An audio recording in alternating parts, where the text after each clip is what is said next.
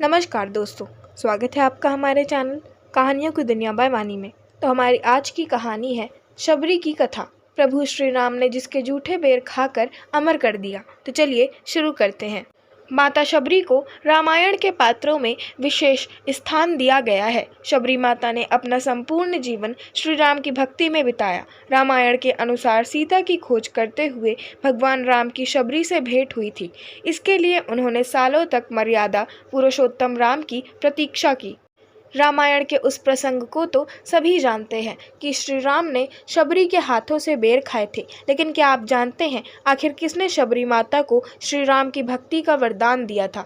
क्यों सालों तक शबरी श्री राम की प्रतीक्षा करती रही? आइए जानते हैं इन सवालों के जवाब। कौन थी शबरी? पौराणिक कथा के अनुसार माता शबरी का असली नाम श्रमणा था।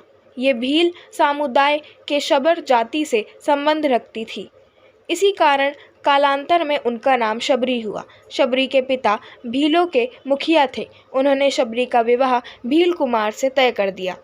शादी से पहले कई भेड़ बकरियों को बलि के लिए लाया गया, जिन्हें देखकर शबरी का मन विचलित हो उठा, क्योंकि उन्हें बेजुबान जानवरों से बेहद लगाव था। निर्दोष जानवरों की हत्या को रोकने के लिए शबरी विवाह से एक दिन पूर्व घर से भागकर जंगल चली गई और सभी जानवरों को बचा लिया।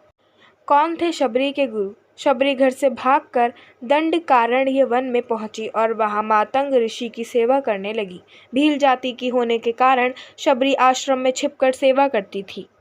एक दिन शबरी की सेवा भावना देखकर मुनिवर अत्यंत प्रसन्न हुए और उन्होंने अपने आश्रम में शबरी को शरण दे दी।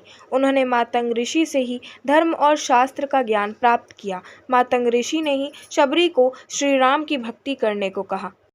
शबरी ने सालों तक क्यों की श्री राम की प्रतीक्षा? एक दिन जब ऋषि मातंग को लगा कि उनका अंत समय निकट है, तो उन्होंने शबरी से कहा कि वे अपने आश्रम में ही प्रभु श्री राम की प्रतीक्षा करें। वे एक दिन अवश्य ही उनसे मिलने आएंगे और उसके बाद ही तुम्हें मोक्ष प्राप्त होगा।